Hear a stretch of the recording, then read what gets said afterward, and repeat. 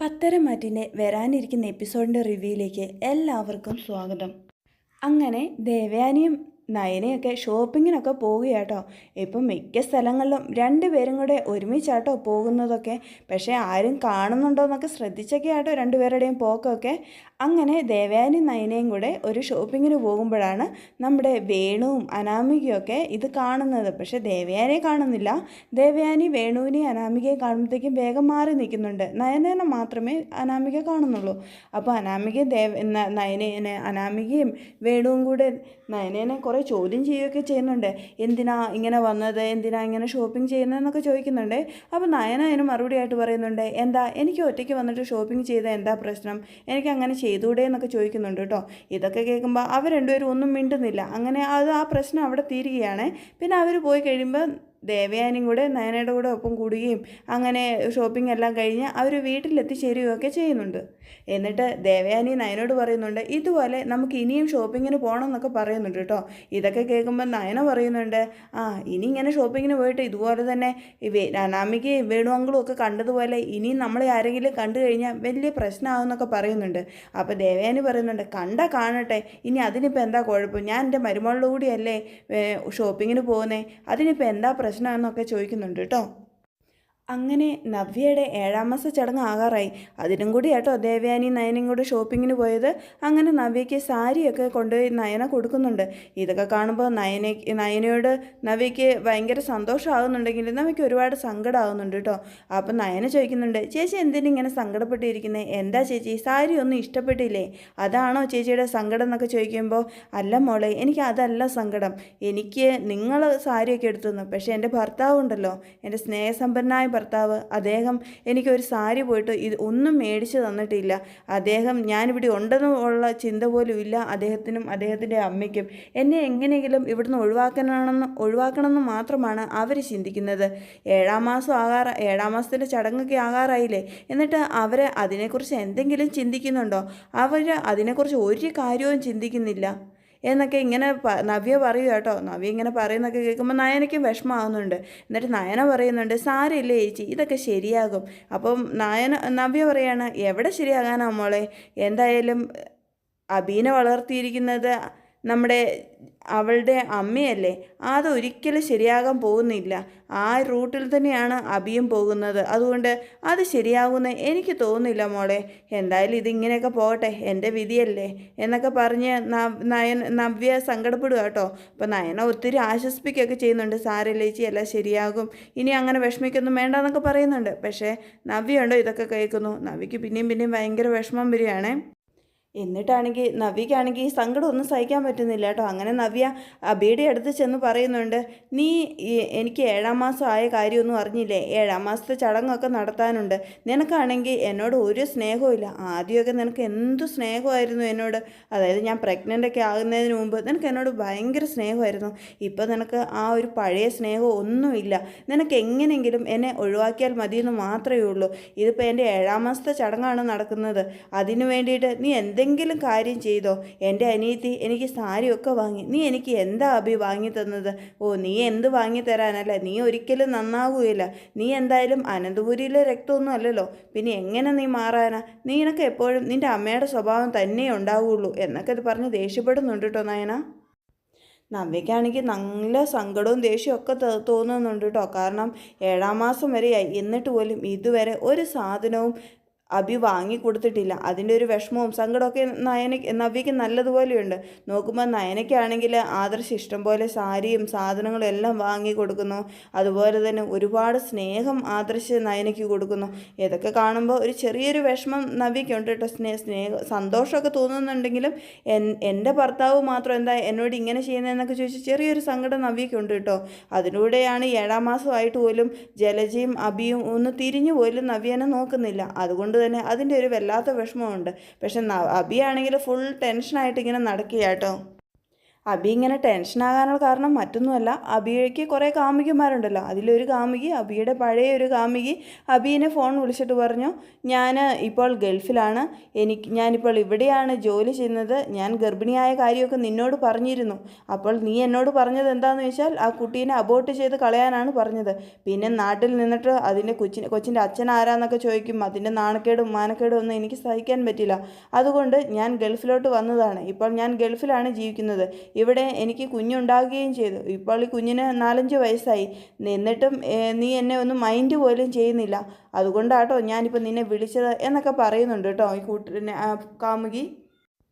എന്നിട്ട് ആ കാമുകി അനഘ പറയുന്നുണ്ട്, ഞാൻ എന്തായാലും ഇത്രയും കാലം പിടിച്ചു നിന്നു. കൊച്ചിൻ്റെ അച്ഛൻ ആരാന്നൊക്കെ ചോദിക്കുമ്പോൾ ഞാനൊന്നും മറുപടി പറയാതെ എല്ലാവരുടെ മുന്നിൽ നാണം കെട്ട് പിടിച്ചു നിന്നു. ഇനി എനിക്ക് എൻ്റെ വീട്ടുകാരുടെ മുന്നിലൊന്നും പിടിച്ചു നിൽക്കാൻ പറ്റില്ല അബി. ഞാൻ എന്തായാലും നാട്ടിലേക്ക് വരികയാണ്. കാരണം എനിക്ക് എൻ്റെ കുഞ്ഞിൻ്റെ മുന്നിൽ എൻ്റെ നിരപരാധിത്വം തെളിയിക്കണം. എൻ്റെ കുഞ്ഞിൻ്റെ അച്ഛൻ ആരാന്ന് എനിക്ക് കാണിച്ചു കൊടുക്കണം. അവനിപ്പോൾ 4-5 വയസ്സായി. അവനിപ്പോൾ എന്നോട് ചോദിക്കാൻ തുടങ്ങി, അമ്മ എൻ്റെ അച്ഛൻ ആരാന്ന്. ഇനി ഞാൻ എന്ത് മറുപടിയാണ് അബി അതിന് പറയേണ്ടത്? അതുകൊണ്ട് ഞാൻ നാട്ടിലോട്ട് എന്തായാലും വരികയാണ്. എനിക്ക് നിന്നെ കാണണം അബി. എൻ്റെ കുഞ്ഞിൻ്റെ അച്ഛൻ നീയാണെന്ന് എനിക്ക് അവന് പറഞ്ഞു കൊടുക്കണം എന്നൊക്കെ ഈ കാമുകി പറയുക കേട്ടോ. ഇതൊക്കെ കേൾക്കുമ്പം അബി ആകെ ഞെട്ടുന്നുണ്ട് കേട്ടോ. കാരണം ഇനി എല്ലാവരോടും എന്തു പറയും, ഞാൻ ഇനി എന്ത് സമാധാനം പറയണമെന്നൊക്കെ വിചാരിച്ചിട്ട് അബി ആകെ ടെൻഷൻ അടിച്ച് നിൽക്കുകയാണ്. അപ്പോൾ ഈ കാമുകി വീണ്ടും പറയുന്നുണ്ട്, നീ വേറെ കല്യാണമൊന്നും കഴിച്ചിട്ടില്ലല്ലോ. എന്തായാലും നീ കഴിച്ചില്ലെങ്കിലും കഴിച്ചെന്ന് മാത്രമേ പറയുള്ളൂ. അങ്ങനെയല്ലേ നിനക്ക് എന്നെ ഒഴിവാക്കാൻ പറ്റുള്ളൂ. എന്തായാലും നീ കഴിച്ചാലും ഇല്ലെങ്കിലും ഞാൻ നാട്ടിൽ വന്ന് നിന്നെ കാണും. എനിക്ക് എൻ്റെ കുഞ്ഞിനെ നിന്നെ കാണിക്കുകയും ചെയ്യണം എന്നൊക്കെ പറയുക കേട്ടോ. അങ്ങനെ ഈ അനഘ നാട്ടിലെത്തിച്ചേരുകയും ചെയ്യുന്നുണ്ട്. അബിയാണെങ്കിൽ ആകെ ടെൻഷനിൽ ഇങ്ങനെ നടക്കുക കേട്ടോ. അബിക്കാണെങ്കിൽ രാത്രി ഉറക്കമൊന്നുമില്ല. ഉറക്കത്തിലൊക്കെ ഞെട്ടി എണ്ണീറ്റ് ഇങ്ങനെ നടക്കുകയാണ്. കാരണം അനഘ വരുമെന്ന് പറഞ്ഞിട്ടുണ്ട്. അനഘ വന്നോന്നൊന്നും അബിക്ക് അറിയത്തില്ല. അതുകൊണ്ട് തന്നെ അബി ആകെ ടെൻഷൻ അടിച്ച് ഇനി കുഞ്ഞിൻ്റെ ഉത്തരവാദിത്തം അബി ഏറ്റെടുക്കണ്ടേ. അതിനെക്കുറിച്ചൊക്കെ ഓർത്ത് അബി ആകെ ടെൻഷൻ അടിച്ച് രാത്രിയിൽ ഉറക്കമൊന്നും ഇല്ലാതെ മൊത്തം ദേഷ്യത്തിലൊക്കെ ഇങ്ങനെ നടക്കുക കേട്ടോ. അപ്പം നമ്മുടെ നവ്യ ചോദിക്കുന്നുണ്ട്, എന്താടാ നിനക്ക് പ്രശ്നം? നിനക്ക് എന്തെങ്കിലും കുഴപ്പമുണ്ടോ? എന്താ നിൻ്റെ കാമുകിമാരാരെങ്കിലും ഫോൺ വിളിച്ചോ? അവരെന്തെങ്കിലും പറഞ്ഞോ? അതാണോ നിന്റെ പ്രശ്നം എന്നൊക്കെ ചോദിക്കുന്നുണ്ട് കേട്ടോ. ഇതൊക്കെ കേൾക്കുമ്പോൾ അബിയാണെങ്കിൽ ദേഷ്യത്തോടെ പറയുന്നുണ്ട്, നീ ഒന്നും മിണ്ടാതിരിക്കുമോ? നിനക്കൊന്നും വേറെ പണിയില്ലേ? നീ എന്തിനാ എപ്പോഴും എൻ്റെ കാര്യത്തിൽ ഇടപെടുന്നേ എന്നൊക്കെ ചോദിക്കുന്നുണ്ട്. എനിക്ക് 100,000 പ്രശ്നങ്ങളുണ്ടാകും. അതൊക്കെ നിന്നോട് ഞാൻ പറയേണ്ട ആവശ്യമുണ്ടോ? നിനക്ക് എപ്പോഴും ഈ കാമുകിമാരെ കുറിച്ച് മാത്രമേ ചോദിക്കാനുള്ളൂ. വേറെ ഒന്നും നിനക്ക് അറിയേണ്ട ആവശ്യമില്ലല്ലോ. നിനക്ക് എൻ്റെ എന്താ പ്രശ്നം, എന്താ വിഷമം ഒന്നും നിനക്ക് അറിയേണ്ട ആവശ്യമില്ലല്ലോ.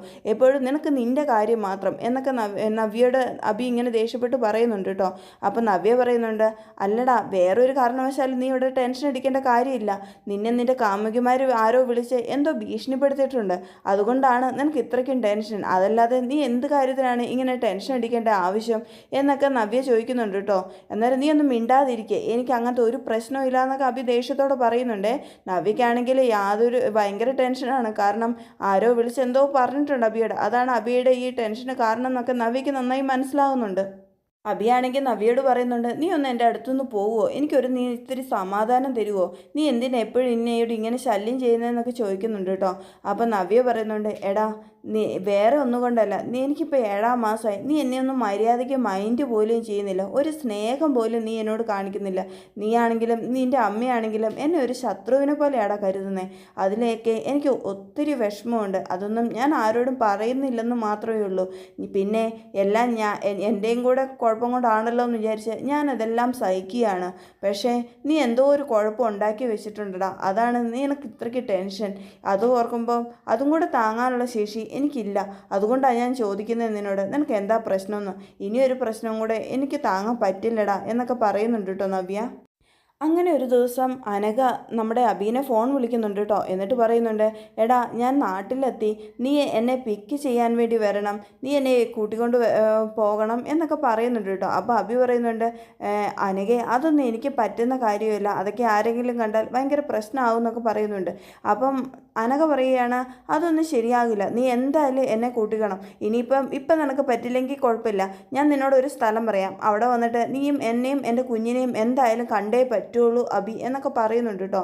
അബി ആണെങ്കിൽ ആകെ ടെൻഷനാവും. കാരണം ഇത് നവ്യ അറിഞ്ഞാൽ നവ്യക്ക് എന്തെങ്കിലും പറ്റുമോ, നവ്യക്ക് എന്തെങ്കിലും പ്രശ്നമായി കഴിഞ്ഞിട്ടുണ്ടെങ്കിൽ അബി എന്തായാലും അനന്തപുരിയിൽ നിന്ന് പോകേണ്ടി വരും. അതൊക്കെ ഓർത്ത് അബി ആകെ ടെൻഷനായിട്ടോ. ഒന്നാതെ ഇപ്പോൾ തന്നെ അനന്തപുരിയിൽ ഒരു നോട്ടപ്പുള്ളിയാണ് അബി. അതുകൊണ്ട് ബാക്കി എന്തെങ്കിലും പ്രശ്നമായി കഴിഞ്ഞാൽ അബി അവിടുന്ന് എന്തായാലും ഇറങ്ങേണ്ടി വരും. പിന്നെ അബിക്ക് ജീവിക്കേണ്ടത് എങ്ങനെയാണെന്ന് പോലും അറിയില്ല.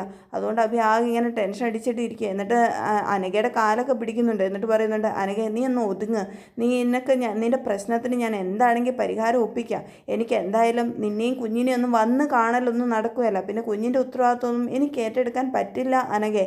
നിന്നോട് ഞാനൊന്ന് അബോർഷൻ ചെയ്യാൻ പറഞ്ഞതല്ലേ, നീ അത് ചെയ്തില്ല, അതുകൊണ്ടാണ് ഇങ്ങനെയൊക്കെ പ്രശ്നങ്ങൾ ഉണ്ടായത് എന്നൊക്കെ പറഞ്ഞ് അനഘേനെയൊക്കെ ഒത്തിരി കുറ്റപ്പെടുത്തുന്നുണ്ട് കേട്ടോ അബി. ഇതൊക്കെ കേൾക്കുമ്പോൾ അനഘ പറയുന്നുണ്ട്, ഇനി നിൻ്റെ അടുത്ത പ്ലാൻ എന്താണെന്ന് എനിക്ക് നന്നായിട്ടറിയാം. നീ എന്നെയും കുഞ്ഞിനെയും എങ്ങനെയെങ്കിലും ഒഴിവാക്കണം. അതിനുള്ള പഠിച്ച പണി 18 ഇനി നീ നോക്കും. അതൊക്കെ എനിക്ക് ശരിക്കും അറിയുന്ന കാര്യമാണ്. അതുകൊണ്ട് അതിൻ്റെ കാര്യങ്ങളെല്ലാം ഞാൻ നന്നായിട്ട് പ്രിപ്പയർ ആയിട്ട് തന്നെയാണ് വന്നിരിക്കുന്നത്. അതുകൊണ്ട് നിൻ്റെ ഒരടവും ഇനി എൻ്റെ അടുത്ത് നടക്കുകയല്ല അബി എന്നൊക്കെ പറയുന്നുണ്ട് കേട്ടോ. എന്നിട്ട് പറയുന്നുണ്ട്, ഇനി എൻ്റെ കുഞ്ഞിനെ എന്തായാലും നിന്നെ കണ്ടേ പറ്റുള്ളൂ. ഇനി എൻ്റെ കുഞ്ഞ് അവളുടെ അച്ഛൻ്റെ കൂടെ ജീവിക്കാനാണ് ആഗ്രഹിക്കുന്നത്. അവൾ ഒരുപാട് കാലമായിട്ട് പറയുന്ന കാര്യമാണ് അവളുടെ അച്ഛനെ കാണണം എന്നുള്ളത്. അവൾ എന്തായാലും കണ്ടു കഴിഞ്ഞാൽ അവൾ അച്ഛൻ്റെ കൂടെ തന്നെ ജീവിക്കട്ടെ, അതാണ് എൻ്റെ ഇഷ്ടം. ഞാൻ എന്തായാലും തിരിച്ച് ഗൾഫിലോട്ട് പോവുകയാണ്. അപ്പോൾ ഞാൻ അവളെ കൊണ്ടുപോകുന്നില്ല. അവളെന്തായാലും അവളുടെ അച്ഛൻ്റെ വീട്ടിൽ വന്ന് താമസിക്കട്ടെ, എന്നിട്ട് അവിടെ ജീവിക്കട്ടെ എന്നൊക്കെ അനഘ പറയുന്നത് കേൾക്കുമ്പോൾ നമ്മുടെ അബി ആകെ ഒന്ന് ഞെട്ടിത്തരിച്ച് വേർക്കുന്നുണ്ട് കേട്ടോ. അങ്ങനെ ഇതൊക്കെ പറഞ്ഞ് അനഘ ഫോൺ വെക്കുന്നുണ്ട് കേട്ടോ. അബിയാണെങ്കിൽ ടെൻഷനിൽ അങ്ങോട്ടും ഇങ്ങോട്ടും എന്താ ചെയ്യേണ്ടതെന്ന് ഒരു എത്തും പിടിയില്ലാതെ ഇങ്ങനെ നടക്കുകയാണ്. അതൊക്കെ കഴിഞ്ഞ് പിന്നീട് വീണ്ടും അനഘ വിളിക്കുന്നൊക്കെ ഉണ്ട് കേട്ടോ. എന്നാലും അബി ഈ ഫോണൊന്നും അറ്റൻഡ് ചെയ്യുന്നില്ല. കാരണം അബിക്ക് ആകെ പേടിയാണ്, ഇനി അനഘ വീട്ടിലോട്ട് വരുമോ, എന്തെങ്കിലും പ്രശ്നം ഉണ്ടാക്കുമോ, കൊച്ചിൻ്റെ ഉത്തരവാദിത്വം ഏറ്റെടുക്കേണ്ടി വരുമോ എന്നൊക്കെ ഉള്ളൊരു ടെൻഷനിൽ അബി ഫോൺ എടുക്കുന്നില്ല. പിന്നെ നവ്യയുടെ 7ാം മാസ ചടങ്ങ് നടക്കുകയാണ്. ഇനി അതിനിടയിൽ ഒരു പ്രശ്നം വേണ്ടാന്നും കൂടെ അബി ചിന്തിക്കുന്നുണ്ട് കേട്ടോ. അങ്ങനെ നവ്യയുടെ 7ാം മാസ ചടങ്ങിനെ കുറിച്ചൊക്കെ മുത്തശ്ശനും മുത്തശ്ശിയൊക്കെ സംസാരിക്കുക കേട്ടോ. എന്തായാലും നല്ല രീതിയിൽ നവ്യയുടെ 7ാം മാസ ചടങ്ങ് നടത്തണമെന്നും 5ാം മാസത്തെക്കാട്ടിലും അടിപൊളി അത്യുഗ്രമായിട്ട് നടത്തണം എന്നൊക്കെ മുത്തശ്ശി പറയുന്നുണ്ട് കേട്ടോ. പിന്നെ വളകാപ്പ് ചടങ്ങ് നടത്തണമെന്നും എന്തായാലും ഈ 7ാം മാസം നവ്യേനെ തിരിച്ച് ഗോവിന്ദനും കനകയും കൂടെ വീട്ടിലോട്ട് കൊണ്ടുപോവുകയാണല്ലോ. പിന്നെ പ്രസവം എല്ലാം കഴിഞ്ഞിട്ടല്ലേ തിരിച്ച് വരികയുള്ളൂ. അതുകൊണ്ട് നല്ല അടിപൊളി നല്ല രീതിയിൽ തന്നെ നവ്യനെ പറഞ്ഞയക്കണമെന്നും നവ്യയ്ക്ക് നല്ല അടിപൊളിയായിട്ടുള്ള നല്ല ചടങ്ങ് തന്നെ നടത്തണമെന്നൊക്കെ ഇങ്ങനെ മുത്തശ്ശി പറയുന്നുണ്ട് കേട്ടോ. അപ്പോൾ നയനി ഇതൊക്കെ കേട്ടിട്ട് വളരെ സന്തോഷിക്കുകയാണേ. അങ്ങനെ നയനയാണെങ്കിൽ ആദർശിനോട് പറയുന്നുണ്ട് കേട്ടോ, ആദർശേട്ടാ എന്തായാലും നമുക്ക് ഈ ചടങ്ങ് നല്ല രീതിയിൽ തന്നെ നടത്തണം, നല്ല അടിപൊളിയായിട്ട് തന്നെ നടത്തണം. കാരണം അബിയും ജലജാൻറ്റി ഒന്നും നവ്യേച്ചിനെ തീരെ മൈൻഡ് ചെയ്യുന്നില്ല. അതുകൊണ്ട് നവ്യേച്ചിക്ക് ഒരുപാട് വിഷമവും സങ്കടവും ഉണ്ട്. നവ്യേച്ചി എപ്പോഴും ഉള്ളിൽ കരയുകയാണ്. നമ്മളുടെ അടുത്തൊന്നും അത് കാണിക്കുന്നില്ലെന്ന് മാത്രം. പുള്ളിക്കാരിക്ക് അതൊക്കെ ഓർത്ത് ഭയങ്കര സങ്കടവും വിഷമവും എല്ലാം ഉണ്ട്. ആ വിഷമം എല്ലാം നമുക്ക് തീർത്ത് നല്ല രീതിയിൽ തന്നെ നവ്യേച്ചിനെ ഇവിടുന്ന് സന്തോഷത്തോടെ നമുക്ക് വീട്ടിലോട്ട് പറഞ്ഞു വിടണം എന്നൊക്കെ പറയുന്നുണ്ട് കേട്ടോ. എന്തായാലും അച്ഛനും അമ്മയും കൂട്ടാൻ വരുമല്ലോ, അവർക്കും ഇതൊക്കെ കാണുമ്പോൾ സന്തോഷമാകണം. എന്തായാലും അബിയുടെയും ആൻറ്റിയുടെയും ഒക്കെ കുറവ് എന്തായാലും കുറച്ച് നമുക്ക് അത് നല്ല രീതിയിൽ അവരെയും കൂടെ പങ്കെടുപ്പിച്ചുകൊണ്ട് നമുക്കിത് നല്ല രീതിയിൽ നടത്തണം എന്നൊക്കെ നയന പറയുന്നുണ്ട് കേട്ടോ. നവ്യയുടെ ചടങ്ങൊക്കെ നല്ല ഗംഭീരമായിട്ട് നടത്തണമെന്ന് പറയുന്നത് അനാമികയ്ക്ക് അങ്ങ് തീരെ ഇഷ്ടപ്പെടുന്നില്ല കേട്ടോ. അനാമിക എന്നിട്ട് രേവതിയെ വിളിച്ച് പറയുന്നുണ്ട്, അമ്മേ നവ്യയുടെ ചടങ്ങ് നല്ല രീതിയിൽ തന്നെ നടത്തണം എന്നൊക്കെയാണ് മുത്തശ്ശനും മുത്തശ്ശിയും ഒക്കെ പറയുന്നത്. അതെന്തായാലും അവർ നല്ല രീതിയിൽ നടത്തുകയും ചെയ്യും. 5ാം മാസത്തെ ചടങ്ങ് നടത്തിയത് അറിയാമല്ലോ, നല്ല രീതിയിൽ തന്നെയല്ലേ നടത്തിയത്. അപ്പോൾ 7ാം മാസത്തെ ചടങ്ങ് അതിലും നന്നായിട്ട് വളരെ ഗംഭീരമായിട്ട് നടത്തണം എന്നാണ് പറഞ്ഞത്. അപ്പോൾ അതിൽ എന്ത് ഗംഭീരമായിട്ടായിരിക്കും നടത്തുന്നത്. പിന്നെ 5ാം മാസത്തെ ചടങ്ങിനാണ് അവൾ എനിക്കിട്ട് അടിച്ചത്. ഇനി 7ാം മാസത്തെ ചടങ്ങിന് അവൾ എനിക്ക് എന്താ ചെയ്യുന്നതെന്ന് ആർക്കറിയാം. പിന്നെ എങ്ങനെയെങ്കിലും ഈ ചടങ്ങൊന്ന് മുടങ്ങിയാൽ മതിയായിരുന്നു. എന്തായാലും അപ്പച്ചിക്കും അബിക്കൊന്നും ഇത് തീരെ ഇഷ്ടപ്പെടുന്നില്ല. അവർക്ക് ഇവളെ കണ്ണെടുത്താൽ കാണത്തുമില്ല. അതാണ് എൻ്റെ ഏക ആശ്വാസം. ഈ ചടങ്ങ് ഞാൻ എങ്ങനെയെങ്കിലും മുടക്കും, അതിനുള്ള എന്തെങ്കിലും വഴി എനിക്ക് കിട്ടുമോയെന്ന് നോക്കണം എന്നൊക്കെ അനാമിക രേവതിയോട് വിളിച്ച് പറയുക കേട്ടോ. അപ്പോൾ രേവതിയാണെങ്കിൽ അനാമികയോട് പറയുന്നുണ്ട് കേട്ടോ, അവളുടെ ഒരു ഭാഗ്യം. എന്തായാലും 5ാം മാസത്തെ ചടങ്ങ് തന്നെ അതിഗംഭീരമായിട്ടല്ല നടത്തിയത്. അവൾക്ക് എന്തോരു സ്വർണം കിട്ടി. ഇനി 7ാം മാസത്തെ ചടങ്ങ് ഇതിലും ഗംഭീരമായിട്ടാണ് നടത്തുമെങ്കിൽ അവൾക്ക് ഒത്തിരി സ്വർണവും പൈസയും ഒക്കെ കിട്ടുമായിരിക്കും. അവളൊരു മഹാഭാഗ്യവതി തന്നെ. അബിക്കും അമ്പച്ചയ്ക്കും ഇഷ്ടമില്ലെങ്കിലും എന്താ, ബാക്കി എല്ലാവർക്കും അവളെ ഭയങ്കര ഇഷ്ടമാണല്ലോ. അതാണ് നമ്മുടെ ഒരു വിഷമം എന്നൊക്കെ പറയുന്നുണ്ട്. എന്നിട്ട് പിന്നെ പറയുന്നുണ്ട്, സാരമില്ല, എന്തായാലും അത് 7ാം മാസത്തെ ചടങ്ങോടുകൂടി അവൾ വീട്ടിലോട്ട് പോകുകയല്ലോ. അതോടെ ആ ഒരു തലവേദന നിന്നിൽ നിന്ന് ഒഴിഞ്ഞു. ആ കൂട്ടത്തിലെ ഏറ്റവും വലിയ തലവേദന നവ്യയല്ലേ. എന്തായാലും നവ്യ പോകുന്നതോടെ ആ തലവേദന നിന്നിൽ നിന്ന് ഒഴിയും എന്നൊക്കെ രേവതി പറയുന്നുണ്ട് കേട്ടോ. പിന്നീട് കാണിക്കുന്നത് കനകയുടെയും ഗോവിന്ദൻ്റെയൊക്കെ വീടാട്ടോ. അങ്ങനെ കനകയും ഗോവിന്ദനും നന്ദുവൊക്കെ ഇരുന്ന് പരസ്പരം സംസാരിക്കും കേട്ടോ. അപ്പോൾ കനക പറയുന്നുണ്ട്, അതെ നമുക്ക് എന്തായാലും നവ്യനെ കൂട്ടിക്കൊണ്ട് വരണ്ടേ, ഇത് 7-ാം മാസം ആയില്ലേ എന്നൊക്കെ ഗോവിന്ദനോട് പറയുന്നുണ്ടേ. അപ്പോൾ ഗോവിന്ദൻ പറയുന്നുണ്ട്, ആ ശരിയാണ്, നവ്യനെ കൂട്ടിക്കൊണ്ട് വരണം, നല്ല രീതിയിൽ തന്നെ വേണം കൂട്ടിക്കൊണ്ട് പോകാൻ, ഒത്തിരി പലഹാരങ്ങളൊക്കെ ഉണ്ടാക്കിക്കൊണ്ട് പോകണം, 5-ാം മാസം ചെയ്തതുപോലെ അതിലും ഗംഭീരമായിട്ട് നമുക്കിതൊക്കെ ചെയ്യണം. എന്തായാലും നമ്മുടെ രണ്ട് മക്കളും അനന്തപുരിയിലല്ലേ ഉള്ളത്, അവർ വളരെ സന്തോഷത്തോടെയാണ് കഴിയുന്നത്. നയനി എന്തായാലും ഒത്തിരി സങ്കടപ്പെട്ടെങ്കിലും ഇപ്പോൾ ഒരുപാട് സന്തോഷത്തോടെ കഴിയുന്നു. പിന്നെ നവ്യയുടെ കാര്യം, നവ്യയ്ക്ക് കുറച്ചൊക്കെ വിഷമമുണ്ടെങ്കിലും ബാക്കി എല്ലാവരും അവളെ സന്തോഷത്തോടും സ്നേഹത്തോടെയാണല്ലോ കരുതുന്നത്. അതുകൊണ്ടാണല്ലോ എല്ലാ 5-ാം മാസത്തെ ചടങ്ങൊക്കെ നല്ല രീതിയിൽ അത്യാഡംബരമാക്കിയത്. പിന്നെ നവ്യയുടെ സ്വഭാവത്തിനും ഒരുപാട് മാറ്റം വന്നു, പഴയ നവ്യയല്ല ഇപ്പോൾ. അതൊക്കെ ഓർക്കുമ്പോൾ എനിക്കും ഒരുപാട് സന്തോഷമുണ്ട്. അതുകൊണ്ട് നമുക്ക് നല്ല രീതിയിൽ തന്നെ അവളെ പോയി കൂട്ടിക്കൊണ്ട് വരണം എന്നൊക്കെ ഗോവിന്ദൻ പറയുന്നുണ്ട് കേട്ടോ. ഇപ്പോൾ കനക പറയുന്നുണ്ട്, അത് ശരിയാ, കുറച്ച് നല്ലതുപോലെ തന്നെ പലഹാരങ്ങൾ ഉണ്ടാക്കിക്കൊണ്ട് പോകണം. 5-ാം മാസത്തിൽ നമ്മൾ കുറച്ച് പലഹാരം ഉണ്ടാക്കി, എന്നാലും അതിൽ കൂടുതൽ പലഹാരം തന്നെ ഉണ്ടാക്കിക്കൊണ്ട് പോകണം. പിന്നെ ഈ പ്രാവശ്യം എന്തായാലും നമുക്ക് നമ്മുടെ മോളെ തിരിച്ച് വീട്ടിലോട്ട് കൂട്ടിക്കൊണ്ട് വരിക തന്നെ ചെയ്യണം. പിന്നെ പ്രസവമൊക്കെ കഴിഞ്ഞിട്ട് തിരിച്ച് കൊണ്ടുവിട്ടാൽ മതി. അതുവരെ അവളിവിടെ നല്ല സ്നേഹത്തിലും സന്തോഷത്തിലും ഒക്കെ ഇവിടെ കഴിയട്ടെ. പിന്നെ നമ്മൾ മുത്തശ്ശനും മുത്തശ്ശിയൊക്കെ ആകാൻ പോവുകയല്ലേ, അതിൻ്റെ ഒരു സന്തോഷം നമുക്കും അവളോടുണ്ടാകുമല്ലോ. അതെല്ലാം നല്ല രീതിയിൽ അവളെ നല്ല രീതിയിൽ അവളെ മതിയാവുന്നിടത്തോളം നമുക്ക് സ്നേഹിക്കണം. എന്നിട്ട് വേണം നമുക്ക് അവളെ വിടാൻ. പിന്നെ അവിടുത്തെ കാര്യം അഭിയും ജലജയും അവളെ നല്ല രീതിയിലൊന്നും നോക്കുന്നില്ല, അവളോട് ശരിക്കും മൈൻഡ് പോലും ചെയ്യുന്നില്ല. അതിൻ്റെയൊക്കെ വിഷമം എൻ്റെ നവ്യമോൾക്കുണ്ട്. ആ വിഷമം എല്ലാം എൻ്റെ നവ്യമോളുടെ തീർത്തു കൊടുക്കണം. അത്രയും കാര്യമായിട്ട് തന്നെ എനിക്ക് അവളെ നല്ല രീതിയിൽ തന്നെ നോക്കണം. എന്നിട്ട് പ്രസവം എല്ലാം കഴിഞ്ഞിട്ടേ ഞാൻ എന്തായാലും അവളെ വിടുകയുള്ളൂ. അതുകൊണ്ട് ഈ പ്രാവശ്യം ഞാൻ എന്തായാലും ഉറപ്പിച്ചിട്ട് അവളെ ഞാൻ ഇങ്ങോട്ട് തന്നെ കൊണ്ടുവരും എന്നൊക്കെ പറയുക കേട്ടോ കനക. ഇതൊക്കെ പറയുമ്പോൾ ഗോവിന്ദൻ പറയുന്നുണ്ട് കേട്ടോ, അതൊന്നും സാരമില്ലെന്നേ, എന്തായാലും ഒരു കുഞ്ഞൊക്കെ വന്നു കഴിയുമ്പോൾ ജലജയുടെയൊക്കെ ഒരു സ്വഭാവം മാറും. കാരണം മുത്തശ്ശിയാകാൻ പോവുകയല്ലേ, മുത്തശ്ശിയാകാൻ പോകുമ്പോഴത്തേക്കും കുറച്ചൊരു മയമൊക്കെ വരും. പിന്നെ അബിയുടെ സ്വഭാവം, അബി പണ്ടേ ഇങ്ങനെയാണല്ലോ, എന്നാലും അബിക്കും എന്തെങ്കിലുമൊക്കെ ഒരു മാറ്റം വരും. അത് നമ്മുടെ നവ്യമോള് വിചാരിച്ചുള്ള ഒരു മാറ്റമൊക്കെ വരാതെ ഇരിക്കുമോ? പിന്നെ ഒരു കുഞ്ഞൊക്കെ അല്ലേ വരുന്നത്, അപ്പം അതിൻ്റെതായ ഒരു മാറ്റങ്ങളൊക്കെ വരുമെന്നേ. പിന്നെ അവരുടെ ജീവിതമൊക്കെ വളരെ സന്തോഷത്തോടെ ആയിക്കോളും എന്നൊക്കെ പറയുകയാട്ടോ നമ്മുടെ ഗോവിന്ദൻ. നയനമോളുടെ കാര്യത്തിൽ എനിക്ക് ഒരു ടെൻഷനും ഇല്ല. അവളെ ഇപ്പോൾ ആദർശ് കൈവെള്ളയിലാണ് കൊണ്ടു നടക്കുന്നത്. ആദർശിന് അവളെന്ന് പറഞ്ഞ ജീവനാണ്, അത്രയും കാര്യമായിട്ടാണ് കൊണ്ടു നടക്കുന്നത്. പിന്നെ ദേവയാനിയായിരുന്നു ഒരു പ്രശ്നം, പക്ഷേ ദേവയാനിക്ക് ഇപ്പോൾ അവളെ ഭയങ്കര ഇഷ്ടമാണ്. എന്തോ നന്നായിട്ട് തന്നെ അവളോട് നല്ല കാര്യത്തിൽ തന്നെ അവളെ കൊണ്ടു നടക്കുന്നുണ്ട്. അതെനിക്ക് അവിടെ ചെന്നപ്പോൾ തന്നെ മനസ്സിലായ കാര്യമാണ്. പിന്നെ അവരത് പുറത്ത് കാണിക്കുന്നില്ലെന്ന് മാത്രം. അതുകൊണ്ട് നയനമോൾ ഇപ്പോൾ വളരെ ഹാപ്പിയായിട്ട് തന്നെയാണ് അവിടെ ജീവിക്കുന്നത് എന്നൊക്കെ പറയുന്നുണ്ട് കേട്ടോ കനക. എന്തായാലും നയനമോളുടെ ജീവിതം ഒത്തിരി മാറിയില്ലേ, ഇനി നവ്യയുടെ ജീവിതവും മാറും എന്നൊക്കെ പറയുന്നുണ്ട് കേട്ടോ.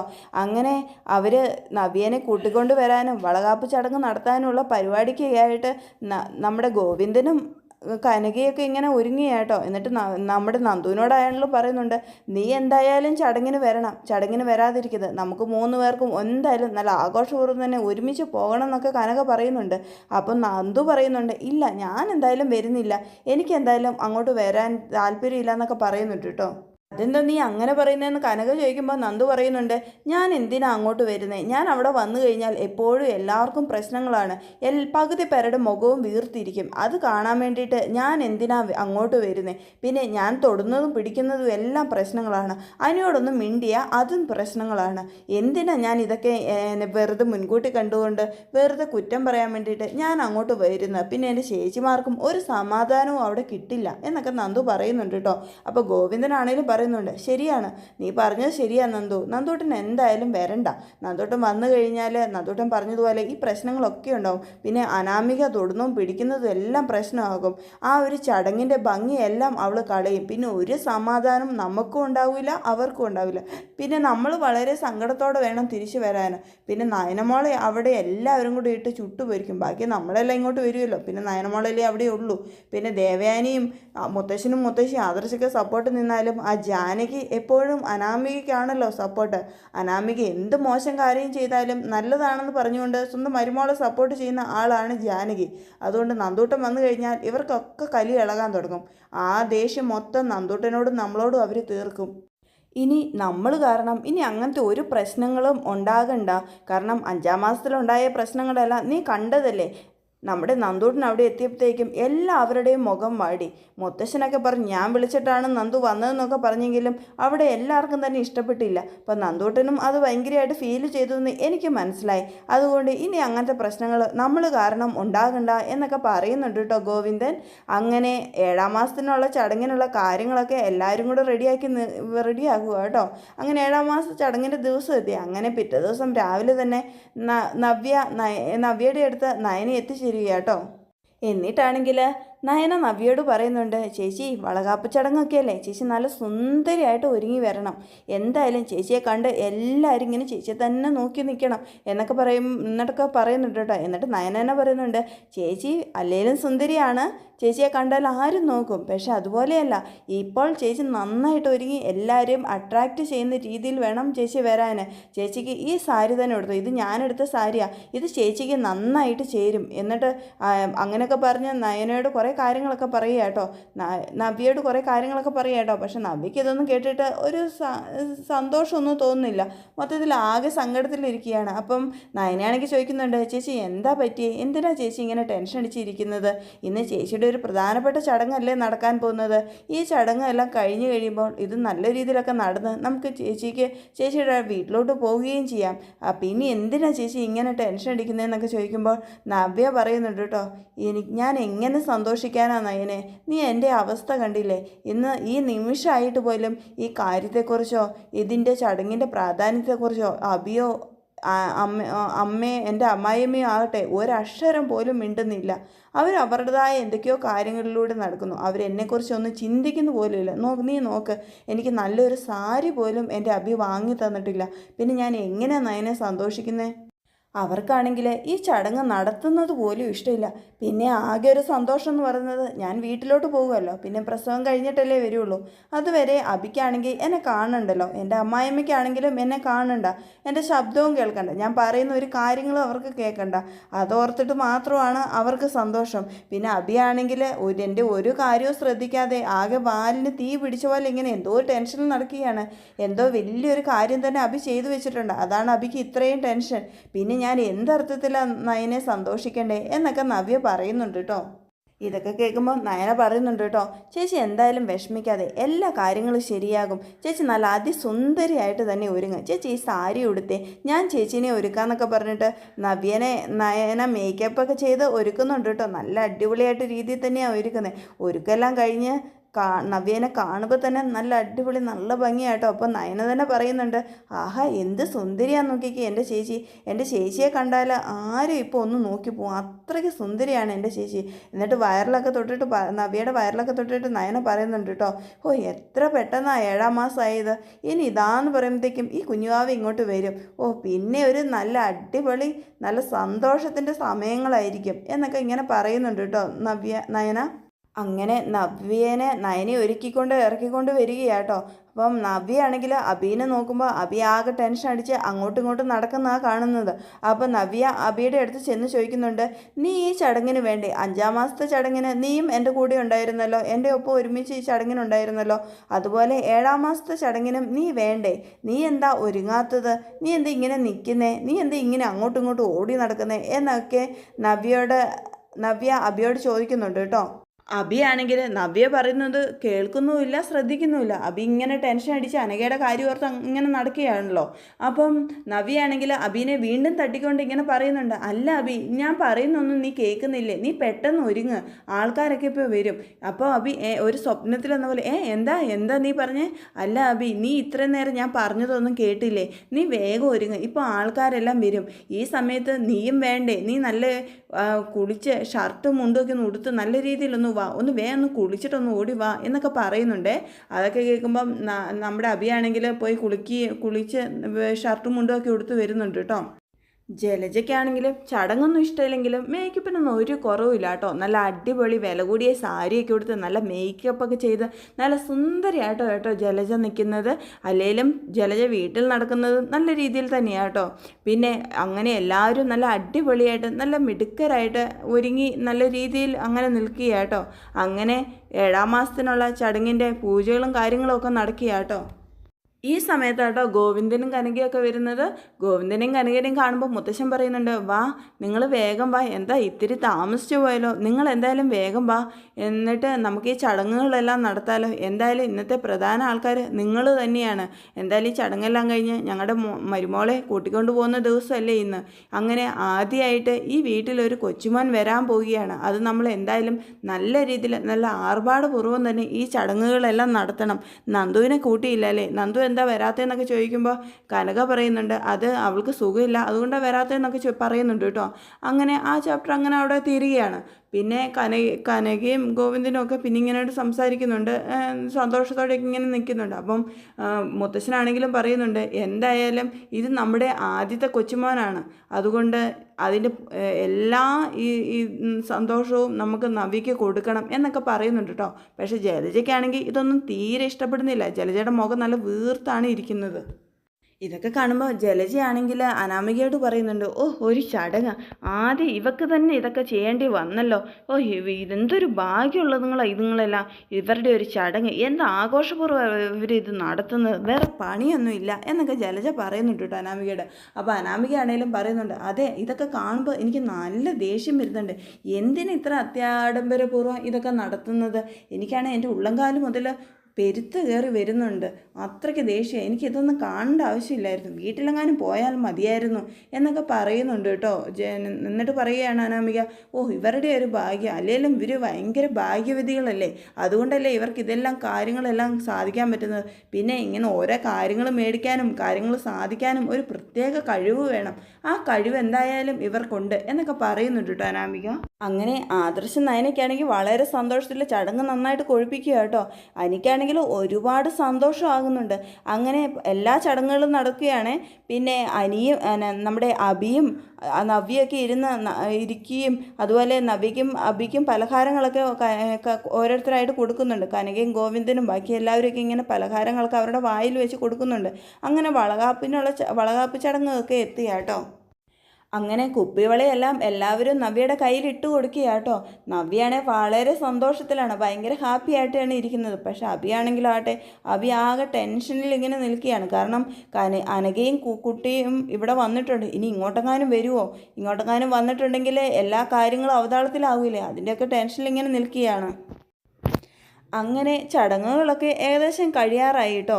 ആ സമയത്താണ് അബി പേടിച്ചതുപോലെ തന്നെ അനഘയും കുട്ടിയും അങ്ങോട്ട് വരുന്നത്. അനഘയും കുട്ടിയും അങ്ങോട്ട് കയറി വരുമ്പോൾ തന്നെ ആ അനഘയ്ക്ക് എന്തൊക്കെയോ ഒരു പന്തികേട് പോലെയൊക്കെ തോന്നുന്നുണ്ട് കേട്ടോ. എന്താ ചടങ്ങ് നടക്കുന്നത്, ഇത് എന്ത് ചടങ്ങാന്നൊക്കെ ആണെങ്കിൽ ഇങ്ങനെ മനസ്സിൽ വിചാരിക്കുക കേട്ടോ. അങ്ങനെ മനസ്സിലൊക്കെ വിചാരിച്ച് അങ്ങനെ ചെന്ന് നോക്കുമ്പോഴാണ് നവ്യയുടെ അടുത്ത് അബിയൊക്കെ ഇങ്ങനെ ഇരിക്കുന്നത് കാണുന്നത്. അപ്പം അവരുടെ വളകാപ്പ് ചടങ്ങാണല്ലോ നടക്കുന്നത്. അതൊക്കെ കാണുമ്പോൾ അനഘയ്ക്ക് ഭയങ്കരമായിട്ട് ഞെട്ടുന്നുണ്ട് അനഘ. എന്നിട്ട് വിചാരിക്കുകയാണ്, ഇവൻ വിവാഹം കഴിച്ചോ, ഇവൻ്റെ വിവാഹമൊന്നും കഴിഞ്ഞില്ലെന്നാണ് ഞാൻ വിചാരിച്ചത്. അപ്പോൾ ഇവനെന്നെ പറ്റിച്ച വിവാഹം കഴിച്ചു, ഇവൻ കല്യാണം കഴിഞ്ഞ കാര്യം പോലും എന്നോട് പറഞ്ഞില്ല. ഇപ്പോൾ ഇതാണ്ട് അവൻ്റെ ഭാര്യ പ്രഗ്നൻറ്റുമാണ്. അപ്പോൾ എനിക്ക് കുട്ടിയുണ്ടെന്നുള്ള കാര്യമൊക്കെ ഇവളോട് പറഞ്ഞിട്ടാണോ ഇവളെ വിവാഹം കഴിച്ചത്? അതൊന്നും പറഞ്ഞിട്ടുണ്ടാവില്ല. എന്നെ ചതിച്ച പോലെ തന്നെ ഈ കുട്ടീനെയും ഇവൻ ചതിച്ചതായിരിക്കും. ഇനി ഞാൻ എന്ത് ചെയ്യും? ഞാൻ എങ്ങനെയാണ് ഇവിടുന്ന് ഇനി തിരിച്ചു പോവുക? എനിക്ക് ഈ കുഞ്ഞിനെ ഇവിടെ ഏൽപ്പിച്ചേ പറ്റുള്ളൂ. ഈ കുഞ്ഞിൻ്റെ അവകാശി ഇവിടെയാണുള്ളത്. അതുകൊണ്ട് തന്നെ ഈ കുഞ്ഞിനെ എനിക്ക് ഇവിടെ എന്തായാലും തീർച്ചയായും ഏൽപ്പിച്ചേ പറ്റുള്ളൂ. എന്നെ ഏറ്റെടുത്തില്ലെങ്കിലും കുഴപ്പമില്ല, എൻ്റെ കാര്യം വേണമെങ്കിൽ അവൻ ഒഴിവാക്കിക്കോട്ടെ. പക്ഷേ ഈ കുഞ്ഞിനെ അവൻ ഏറ്റെടുത്തേ പറ്റുള്ളൂ, അല്ലെങ്കിൽ ഞാൻ ഈ കുഞ്ഞിനെയും കൊണ്ട് എന്ത് ചെയ്യും? എനിക്കിപ്പോൾ ഈ കുഞ്ഞിനെ നോക്കാൻ പറ്റുന്ന സാഹചര്യമല്ല. എനിക്ക് കുഞ്ഞിനെ ഉപേക്ഷിക്കാൻ പറ്റുമോ? ഞാൻ ഇതിൻ്റെ അമ്മയല്ലേ. എനിക്ക് എന്തായാലും ഈ കുഞ്ഞിൻ്റെ കാര്യത്തിൽ ഒരു തീരുമാനം എടുത്തേ പറ്റുള്ളൂ. എന്തായാലും വരുന്നത് പോലെ നടക്കട്ടെ എന്നൊക്കെ പറഞ്ഞ് അനഘ അങ്ങോട്ട് കയറി ചെല്ലുകയാട്ടോ. അനഘയെ കാണുന്നതും അബി ആകെ ഞെട്ടിത്തെരിക്കുന്നുണ്ട്. കാരണം അബി പ്രതീക്ഷിച്ചിരുന്നു അനഘ എന്തായാലും വരുമെന്ന്. അതുകൊണ്ട് തന്നെ അബി ആകെ ഞെട്ടിത്തെരിച്ച് ബോധം പോകുന്ന പോലെയൊക്കെ ആകുന്നുണ്ട് കേട്ടോ. അനഘേനെ കാണുമ്പോൾ മുത്തശ്ശൻ ചോദിക്കുന്നുണ്ട്, ആരെ ഇത് എന്തിന് ഇപ്പോൾ വന്നത്? ഇപ്പോൾ ഈ ചടങ്ങിൻ്റെ സമയത്ത് ഇത് ആരാ കയറി വന്നേ? എന്തെങ്കിലും സഹായത്തിനാണോ ഇപ്പോൾ ഇങ്ങോട്ട് വന്നത് എന്നൊക്കെ ചോദിക്കുന്നുണ്ട് കേട്ടോ മുത്തശ്ശൻ. അപ്പോൾ അനഘയാണെങ്കിൽ നല്ല തൻ്റെ അടുത്തവരോട് തന്നെ പറയുന്നുണ്ട്, എനിക്ക് ഇങ്ങോട്ട് കയറി വരാനുള്ള എല്ലാ അവകാശത്തോടും കൂടി തന്നെയാണ് ഞാൻ ഇങ്ങോട്ട് വരുന്നത്. എനിക്ക് അതിനുള്ള അവകാശമുണ്ട്, അതുകൊണ്ടാണ് ഞാൻ ഇങ്ങോട്ട് കയറി വന്നത് എന്നൊക്കെ പറയുക കേട്ടോ. നിങ്ങളെന്താ ഇങ്ങനെയൊക്കെ സംസാരിക്കുന്നത്?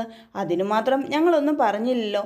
അറിയാത്ത ആളെ കണ്ടപ്പോൾ മുത്തശ്ശൻ അങ്ങനെ പറഞ്ഞു. അതും പ്രത്യേകിച്ച് ഒരു ചടങ്ങിന് ഇങ്ങനെ കയറി വരുന്നത് കണ്ടപ്പോൾ മുത്തശ്ശൻ ചോദിച്ചു, ആരാ നിങ്ങൾ എന്തിനിങ്ങനെ വന്നത് എന്ന് ചോദിച്ചു.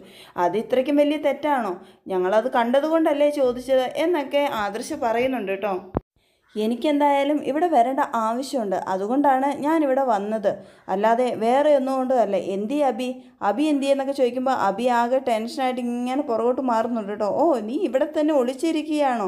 നീ എവിടെയാണെന്ന് ഞാനിങ്ങനെ ചിന്തിക്കുകയായിരുന്നു. നിന്നെ വിളിക്കാൻ തുടങ്ങിയിട്ട് എത്ര ദിവസമായി? നീ എന്താ ഫോൺ എടുക്കാത്തത്?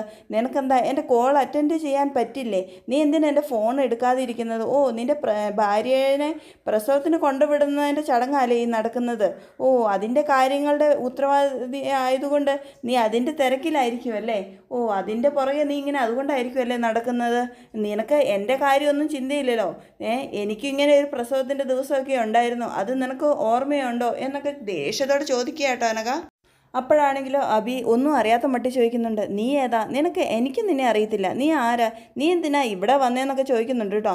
അപ്പം അനഘയാണെ പറയുന്നുണ്ട്, ഓ, നിനക്കെന്നെ അറിയത്തില്ലേ, നീ ഏതാണെന്നൊക്കെ നിനക്കിപ്പോൾ ചോദിക്കാം, കാരണം നീ ഇപ്പോൾ ഇവിടെയാണല്ലോ, അതുകൊണ്ട് നിനക്ക് എന്തും ചോദിക്കാം. നിനക്ക് എന്നെ ഓർമ്മയില്ലെന്നും നിനക്ക് പറയാം, പക്ഷേ ഇവിടെ ആർക്കും എന്നെ അറിയില്ലോ, അതുകൊണ്ട് നിനക്ക് എന്ത് വേണമെങ്കിലും പറയാം. നീ ഈ കുഞ്ഞിനെ ഒന്ന് നോക്കിക്കേ, ഈ കുഞ്ഞിനെ നിനക്ക് കണ്ടിട്ടുണ്ടോ? ഇത് നിൻ്റെ കുഞ്ഞാണ്, നീ ഈ കുഞ്ഞിനെ ഒരിക്കലെങ്കിലും നീ കണ്ടിട്ടുണ്ടോ? നീ അന്ന് എന്നോട് അബോർഷൻ ചെയ്ത് കളയാൻ പറഞ്ഞ് നിൻ്റെ കുഞ്ഞാണിത്, ഇത് നോക്കിക്കേ അബി, ഈ കുഞ്ഞിനെ നിനക്ക് കണ്ടു പരിചയമുണ്ടോ അബി എന്നൊക്കെ അനഘ ചോദിക്കുന്നുണ്ട് കേട്ടോ. നീ എന്തൊക്കെയായി പറയുന്നേ? എൻ്റെ കുഞ്ഞെന്നോ? എനിക്കൊരു കുഞ്ഞുമില്ല, എൻ്റെ ഭാര്യ ഇതാ നിൽക്കുന്നു. എൻ്റെ കുഞ്ഞോ? നീ എന്തൊക്കെയായി പറയുന്നേ? എനിക്ക് നിന്നെ അറിയത്ത് പോലും ഇല്ല, പിന്നെ എന്തിനാ നീ ഇങ്ങനെയൊക്കെ പറയുന്നത്? നീ ആരാ എന്നൊക്കെ അബി ഇങ്ങനെ പറയുന്നുണ്ട് കേട്ടോ, തപ്പി. അപ്പം നമ്മുടെ അനഘ പറയുന്നുണ്ട്, എനിക്ക് ഇതൊക്കെ നീ നേരത്തെ പറയുമെന്ന് അറിയായിരുന്നു, അതുകൊണ്ട് തന്നെയാണ് ഞാൻ ഇത്രയും കാലം ഈ നാട്ടിലോട്ട് വരാതിരുന്നത്. പക്ഷേ എനിക്കിപ്പോൾ വരേണ്ട സാഹചര്യം വന്നു, അതുകൊണ്ടാണ് ഞാനിവിടെ വന്നത്. നിൻ്റെ തന്നെ കുഞ്ഞാണ് എന്നൊക്കെ അനഘ പറയുന്നത് കേൾക്കുമ്പോൾ ജലജ പറയുന്നുണ്ട്, എന്താടാ അബി ഇതൊക്കെ കേൾക്കുന്നത്? നീ എന്തൊക്കെയാണ് ചെയ്ത് വെച്ചിരിക്കുന്നത് എന്നൊക്കെ ചോദിക്കുമ്പോൾ നമ്മുടെ അബി പറയാണ്, എനിക്കൊന്നും അറിയില്ലാമേ, എനിക്കിതിന് ഒരു ഉത്തരവാദി അല്ല, ഇത് ആരാന്ന് പോലും എനിക്കറിയില്ല. പിന്നെ ഈ അനന്തപുരിയിൽ ഒത്തിരി സ്വത്തുക്കളൊക്കെ ഉണ്ടെന്ന് എല്ലാവർക്കും അറിയാമല്ലോ. അപ്പം ഈ സ്വത്തൊക്കെ അടിച്ചു മാറ്റാനുള്ള ഒരു പരിപാടിയായിരിക്കും.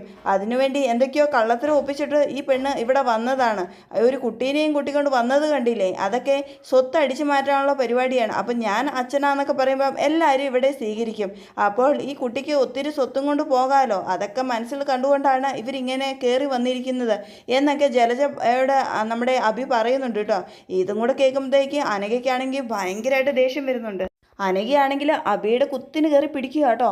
എന്നിട്ട് അബിയോട് പറയുന്നുണ്ട്, എന്താടാ നീ ഇപ്പോൾ പറഞ്ഞത്? നീ പറഞ്ഞതിൻ്റെ അർത്ഥം നിനക്ക് മനസ്സിലായോ? ഞാൻ നിൻ്റെ പണം തട്ടാൻ വേണ്ടി വന്നതാണോ? ഞാൻ വല്ലവൻ്റെ കൊച്ചിനെയും കൊണ്ട് നിൻ്റെ അടുത്ത് വന്നതാണോ? നിൻ്റെ കൊച്ചു തന്നെയാടാ ഇത്, അല്ലെങ്കിൽ നീ അത് പരിശോധിച്ച് നോക്ക്. എനിക്ക് നിൻ്റെ പണവും വേണ്ട, ഒന്നും വേണ്ട, ഞാനത് ആഗ്രഹിക്കുന്നുമില്ല. അങ്ങനെയാണെങ്കിൽ, അങ്ങനെ പണം തട്ടാനാണെങ്കിൽ എനിക്ക് നേരത്തെ ഇവിടെ വരാമായിരുന്നു, ഞാനത് വന്നോടാ. എനിക്ക് എൻ്റെ കുഞ്ഞിന് നിന്നെ കാണണം, അവളുടെ അച്ഛനെ കാണണമെന്ന് പറഞ്ഞതുകൊണ്ട് മാത്രമാണ് ഞാനിപ്പോൾ വന്നത്. അത് ഇന്ന് ഈ സമയത്ത് ഇവിടെ ഇങ്ങനെ ഒരു ചടങ്ങ് നടക്കുന്ന കാര്യം പോലും എനിക്കറിയില്ലായിരുന്നു. നീ വെറുതെ ഇല്ലാത്ത കാര്യങ്ങൾ പറയരുത്. നീ എന്തിനിങ്ങനെയൊക്കെ ചെയ്യുന്നതെന്നൊക്കെ ചോദിച്ചുകൊണ്ട് വീണ്ടും നീ എന്നെ പറഞ്ഞു പറ്റിച്ചില്ലേ, നീ എന്നെ വെറുതെ പറഞ്ഞു പറ്റിച്ചതല്ലേ എന്നൊക്കെ പറഞ്ഞുകൊണ്ട് അനഘ ഇങ്ങനെ കുത്തിന് കയറി പിടിക്കുക കേട്ടോ. കേൾക്കുമ്പോഴത്തേക്കും ജലജയ്ക്ക് നല്ല ദേഷ്യം വരുന്നുണ്ട് കേട്ടോ. ജലജ ദേഷ്യത്തോടെ വന്ന് അനഘേനെ തള്ളി മാറ്റിയാണ്. എന്നിട്ട് അനഘയോട് പറയുന്നുണ്ട്, എന്താടി നീ പറയുന്നത്? ഇത് അബിയുടെ കുഞ്ഞാണെന്നോ? ഇത്രയും കാലം നീ എന്താടി ഇത് പറയാതിരുന്നത്? ഇപ്പോഴാണോ നിനക്ക് ബോധോദയം ഉണ്ടായത്? അതും ഈ ചടങ്ങിൻ്റെ സമയത്ത്. ഇത്രയും കാലം നിനക്ക് ഇത് അബിയുടെ കുഞ്ഞാണെന്ന് അറിയത്തില്ലായിരുന്നോ? ഇപ്പോഴാണോ നിനക്കിത് ഓർമ്മ വന്നത്? ഇനി കുഞ്ഞിൻ്റെ അച്ഛൻ ആരാണെന്ന് നിനക്കറിയില്ലേ? അതുകൊണ്ടാണോ നീ ഇത് ഇങ്ങനെയൊക്കെ പറയുന്നത്? ആദ്യം നീ പോയി അന്വേഷിച്ച് നോക്ക് നിൻ്റെ കുഞ്ഞിൻ്റെ അച്ഛൻ ആരാണെന്ന്, എന്നിട്ട് നീ ഇതൊക്കെ പറ എന്നൊക്കെ പറഞ്ഞ് ദേഷ്യത്തോടെ ജലജ അനഘയോട് പെരുമാറുക കേട്ടോ. ഇതൊക്കെ കേൾക്കുമ്പോഴേക്കും അനഘയ്ക്ക് നല്ല ദേഷ്യം വരുന്നുണ്ട് കേട്ടോ. നിങ്ങൾ എന്താ പറയുന്നത്? എൻ്റെ കൊച്ചിൻ്റെ അച്ഛൻ വേറെ ആരോ ആണെന്നോ എന്നൊക്കെ പറഞ്ഞിട്ട് അനഘ ജലജയ്ക്കിട്ട് നല്ല അടി കൊടുക്കുക കേട്ടോ. എന്നിട്ട് പറയുന്നുണ്ട്, നിങ്ങളാണ് ഇവനെ വളർത്തി വഷളാക്കിയത്, നിങ്ങൾ കാരണമാണ് നിങ്ങളുടെ ഈ മകൻ ഇങ്ങനെയായിപ്പോയത്. നിങ്ങളുടെ മകനോട് ചോദിച്ചു നോക്ക്, നിങ്ങളുടെ മകന് എത്ര പെൺകുട്ടികളെ ഇങ്ങനെ നശിപ്പിച്ചിട്ടുണ്ടെന്ന്, എത്ര പെൺകുട്ടികളെ ഇങ്ങനെ വഴിയാധാരമായിട്ടുണ്ടെന്ന്. എന്നാലും മനസ്സിലാകും. അതിലെ അത്രയുമുള്ള പെൺകുട്ടികളിൽ ഒരാളാണ് ഞാൻ. അത് ഇവനോട് ശരിക്കും ചോദിച്ചു നോക്ക്, അപ്പോൾ നിങ്ങൾക്ക് മനസ്സിലാകും. പിന്നെ ഈ ഞാൻ പ്രഗ്നൻ്റ് ആയ സമയത്ത് എനിക്കൊരു കുട്ടിയുണ്ടെന്ന് ഇവനോട് പറഞ്ഞപ്പോൾ ഇവൻ എന്താ പറഞ്ഞതെന്നറിയോ? അതിനെ അബോർട്ട് ചെയ്ത് കളയാൻ. പക്ഷേ എനിക്കതിനുള്ള മനസ്സ് വന്നില്ല. അതുകൊണ്ട് ഞാൻ രായ്ക്ക് രാമായണം ഈ നാട് വിട്ടു പോയി. ഞാൻ ഗൾഫിൽ ചെന്നു. പിന്നെ ഇന്ന് ഈ കുഞ്ഞിന് ഇത്രയും പ്രായമായപ്പോൾ കുഞ്ഞ് അതിൻ്റെ അച്ഛനെ അന്വേഷിക്കാൻ തുടങ്ങി. അപ്പോൾ എനിക്ക് അതിൻ്റെ അച്ഛനെ കാണിച്ചു കൊടുത്തേ പറ്റുള്ളൂ. അതുകൊണ്ട് മാത്രമാണ് ഞാൻ ഇവിടെ വന്നത്. ഇവൻ എന്നെയും എൻ്റെ കുഞ്ഞിനെയും ഏറ്റെടുത്താൽ മാത്രമേ ശരിയാകുകയുള്ളൂ. അപ്പുറം വേറെ ഒരു ഓപ്ഷനും ഇവനില്ല. പിന്നെ ഞാനിവിടെ വന്ന് ഇപ്പോൾ ഈ ചടങ്ങ് നടക്കുമ്പോഴാണ് ഇവന് ഭാര്യ ഉണ്ടെന്നും ഇവൻ്റെ ഭാര്യ പ്രഗ്നൻ്റ് ആണെന്നുള്ള കാര്യങ്ങളൊക്കെ ഞാൻ മനസ്സിലാക്കുന്നത്. ഇവൻ്റെ ഇത് എത്രാമത്തെ കല്യാണമാണെന്ന് ഇവനോട് തന്നെ ചോദിച്ചു നോക്ക്. ഇനി എനിക്കെന്തായാലും ഇവൻ്റെ കൂടെ നിൽക്കാൻ താല്പര്യമില്ല. ഞാൻ എവിടെയെങ്കിലും പോയി ജീവിച്ചോളാം. പക്ഷേ ഇവൻ ഈ കുഞ്ഞിനെ ഏറ്റെടുത്തേ പറ്റുള്ളൂ. ഈ കുഞ്ഞിനെയും മുതൽ ഇവിടെ തന്നെയാണ് ജീവിക്കാൻ പോകുന്നത് എന്നൊക്കെ പറയുന്നുണ്ട് കേട്ടോ അനഘ. മുത്തശ്ശനാണെങ്കിൽ പറയുന്നുണ്ട്, നിങ്ങൾ എന്തേ ഈ പറയുന്നത്? പെട്ടെന്നൊരു സുപ്രഭാതത്തിൽ വന്നിട്ട് ഇത് അബിയുടെ കുഞ്ഞാണ്, അബിയുടെ കുഞ്ഞ് ഇവിടെ നിൽക്കും, ഞാൻ അബിയുടെ വൈഫാണെന്നൊക്കെ പറഞ്ഞാൽ ഞാൻ അത് വിശ്വസിക്കണമെന്നോ? നിങ്ങൾ എന്താണ് ഈ പറയുന്നതെന്നൊക്കെ ചോദിക്കുമ്പോൾ അനഘ പറയുന്നുണ്ട്, നിങ്ങളിത് വിശ്വസിച്ചേ പറ്റൂ. ഇനി അബിയുടെ കുഞ്ഞാണെന്നതിന് എന്തെങ്കിലും സംശയമുണ്ടെങ്കിൽ അബിയുടെ DNA ടെസ്റ്റ് നടത്താൻ പറ.